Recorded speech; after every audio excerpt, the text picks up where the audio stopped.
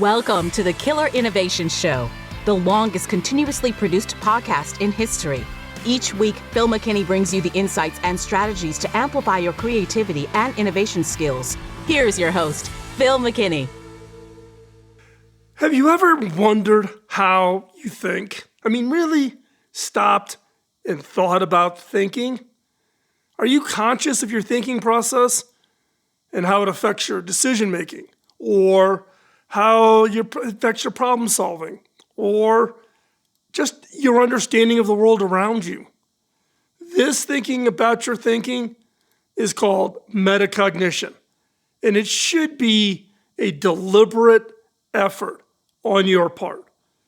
It involves being aware of your own thoughts and thinking patterns, understanding how you process information, and using this self-awareness to improve your thinking skills. So, stay with me, and I'll show you 5 advanced techniques to harness metacognition and drastically improve your overall thinking skills.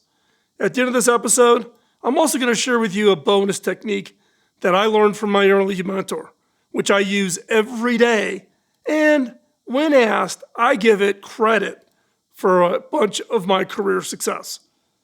So, why is metacognition important? First, it enables to reflect on your thoughts and behaviors, which leads to self-awareness and self-improvement. It helps us recognize when we're making mistakes or encountering obstacles in our thinking process, including biases, anger responses, etc. By understanding this, it allows us to adjust and improve for better outcomes. Now, metacognitive skills are essential for success. Trust me on this one again. It's one of the reasons why I've been spending so much time on this last series about thinking and improving thinking skills for overall career success.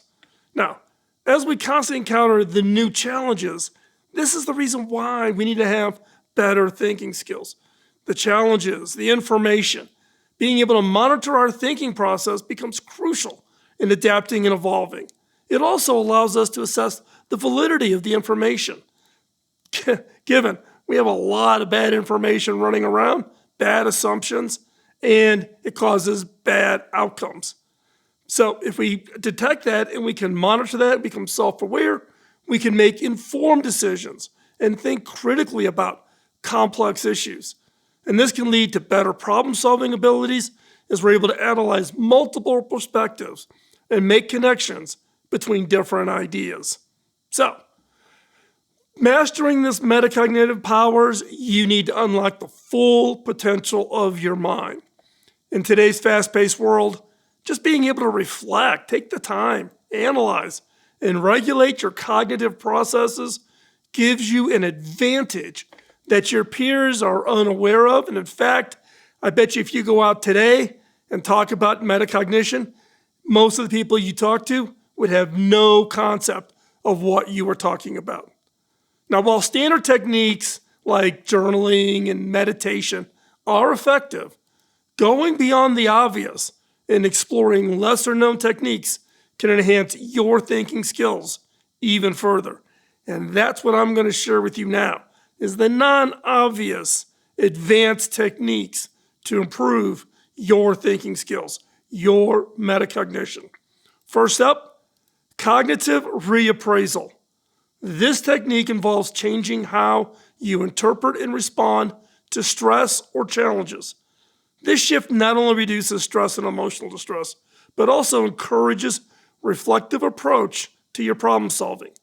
As you reframe your thoughts, you become more aware of your cognitive biases and habitual responses, things that just kind of set you off. This leading to a deeper awareness of your mental process. By integrating cognitive reappraisal into your daily routine, you sharpen your ability to think critically and make more informed decisions. So what are the steps? First off, go back and identify a recent and challenging situation. Take the time, write it out, and reflect on your initial emotional response. What triggered you? What set you off? Now, reframe that situation by focusing on shifts that would cause a better outcome, not the reaction you had. And then practice this reframing in real time during the future challenges. Maybe it's talking in your head is to say, hey, count to 10, don't respond, listen, don't talk. So try this out. This reframing is important. The second technique, it's use of thought experimentation. Now, thought experimentation for me was inspired by scientists like Einstein, who thought experimentation was a vital tool for them in developing their ideas. And likewise, it's a valuable tool in developing metacognitive skills, as it allows individuals to explore, reflect, evaluate hypothetical scenarios and their potential outcomes. This mental rehearsal strengthens your ability to anticipate consequences, make informed decisions, and most importantly, adapt strategies to suit different contexts. So as a result, thought experimentation fosters a more agile and proficient thinking process, better preparing you to navigate those complex situations with confidence and clarity. So what are the steps? 1, choose a decision or problem. Next, visualize all the different scenarios and the potential outcomes, both positive and negative. Analyze these outcomes to determine the best course of action. And then use insights gained from these mental trials to guide your real world decisions. And then practice. Visualize thinking about what are all the different possibles. Run those thought experiments. Think it through. And that helps set a pattern in your mind about being able to identify those scenarios and quickly switch between those scenarios depending on the situation you are in. Visualization, key. 3, metacognitive journaling. Go beyond traditional journaling by not only recording your thoughts, but analyzing them for patterns over time. By consistently scrutinizing your thoughts over time, you become more adept at recognizing reoccurring patterns and gaining insights into your mental habits. This self-awareness enhances your ability to regulate and optimize your cognitive processes, boosting your metacognitive skills. You'll become more resilient in the face of challenges, better equipped to handle the complex situations, and more capable of those decision-making skills that are just so important. So first off, dedicate a section of your journal to metacognitive reflections. 2, regularly review entries to detect patterns in your thinking. Look for repeated patterns in your journal over time. Use this analysis to consciously alter unproductive thought patterns. Find those thought patterns that are traps for you. You always analyze the same way. You always come to the similar conclusion. The way you make decisions. If you start seeing repeated patterns, change it. That's the purpose. Okay? The 4th technique, mind mapping. Now, we've all done mind mapping, but this is to think about it in the context of how you process, gather, organize, and link information. So, create a visual diagram to represent your thoughts, your ideas, your connections about something that you're working on.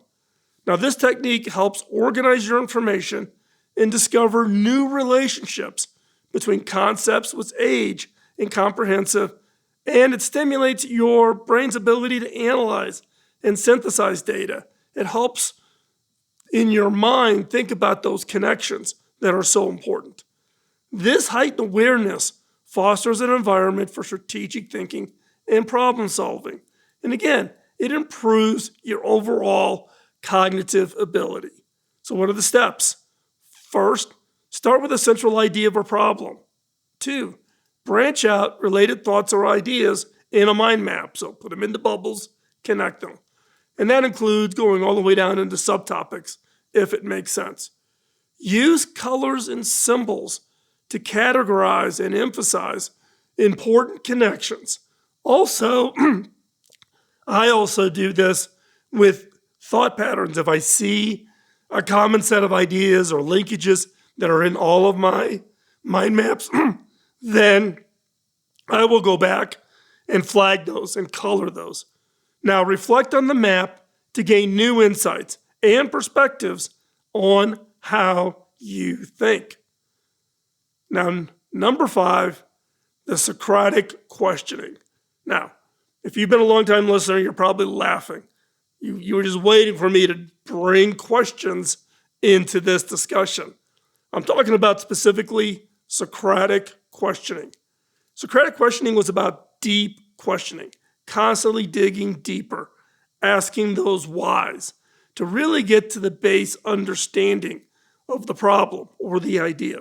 So, you need to engage in deep questioning to explore the foundations. Now, what we're going to talk about in this exercise is understanding your beliefs. What is it you believe? What are your assumptions about what's important to you? Because that has a huge impact on your thinking skills. This process involves an intense exploration of your thoughts and the foundations upon which they rest. It promotes introspective and brings cognitive clarity.